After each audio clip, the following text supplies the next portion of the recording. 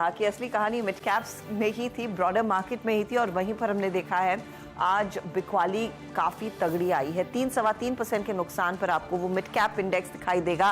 पूरे 1300 पॉइंट 1.5 लो के आसपास ये क्लोज देखने को मिल रहा है मिड कैप्स का, और यही हाल आपको दरअसल स्मॉल कैप इंडेक्स में भी नजर आएगा, क्योंकि वहां पर भी आज इंट्राडे में करीब 4% तक का नुकसान देखने को मिला था।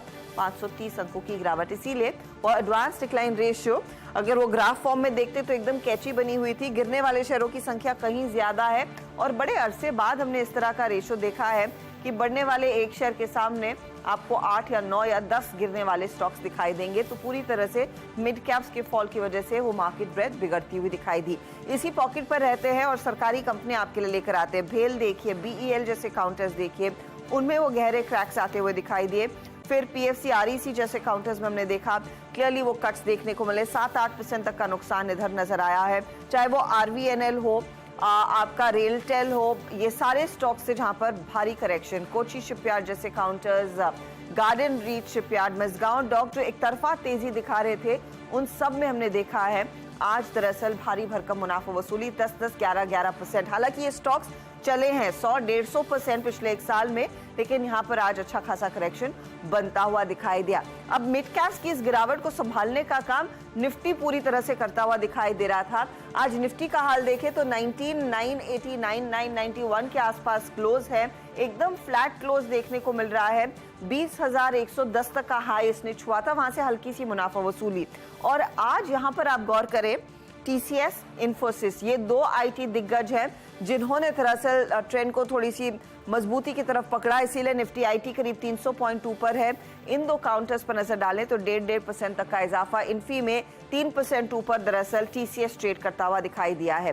साथ ही साथ एलएनटी, जहां पर बायबैक का प्राइस कंपनी ने बढ़ाया तो 3200 का अब नया प्राइस तय किया है और स्टॉक आज लगभग 2%। इंट्राडे में यहाँ पर 3% तक के गेन्स भी देखने को मिले थे। अच्छा खासा मोमेंटम नजर आया था। दूसरे कुछ काउंटर्स जहां पर हमने देखा है तेजी, उसमें आईटीसी भी आप गिन लीजिए, वहां पर भी कुछ मोमेंटम। अल्ट्राटेक, ग्रासिम जैसे ट्रेड्स में खरीदारी जरूर बनती हुई दिखाई दी। आज एक पॉकेट जहां पर थोड़ा सा झटका जरूर लगा, जो नितिन गडकरी साहब का बयान आया उसके बाद, वो ऑटो कंपनियां थी, निचले लेवल से कोशिश कर रहे थे रिकवरी की, लेकिन कुल मिलाकर निफ्टी का ऑटो इंडेक्स 2% के नुकसान पर जाकर टिकता हुआ दिखाई दिया है। और यहाँ पर अगर आप ध्यान देंगे, एमएनएम, टाटा मोटर्स जैसे काउंटर्स, मारुति जैसे काउंटर्स, सब में आज लगभग 1.5 से 2% तक का नुकसान देखने को मिला। हीट मैप अब आपकी स्क्रीन पर ले आएंगे।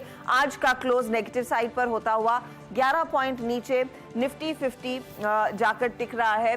दिग्गजों में of course TCS, ITC, LNT, Infy, UltraTech, doctor Reddy's, Divi's lab, Sun Pharma जैसे काउंटर्स थे जहां पर तेजी रही। और दो स्टॉक्स जो हम मेंशन कर रहे हैं, तो एचडीएफसी बैंक जो 1636 पर जाकर टिका है, और आईसीआईसीआई बैंक 1.25% के गेंस पर टिकता हुआ। नरमी में ज्यादातर सरकारी कंपनियों पर मार पड़ी है। बीपीसीएल, एनटीपीसी, पावर ग्रिड जैसे काउंटर्स पहले टूटे। अदानी ग्रुप शेयरों में हमने देखा कुछ मुनाफा वसूली आती हुई दिखाई दी। कोल इंडिया जैसे स्टॉक्स भी थे जहां पर बिकवाली का दबाव। प्रॉफिट बुकिंग रही है, लेकिन निफ्टी आप कह सकते हैं संभलता हुआ दिखाई दिया। सबसे ज्यादा मार ऑफ कोर्स मिड कैप्स में ही पड़ती हुई दिखाई दी है। अब सीधा सौदा में फिर क्या हुआ है आशीष?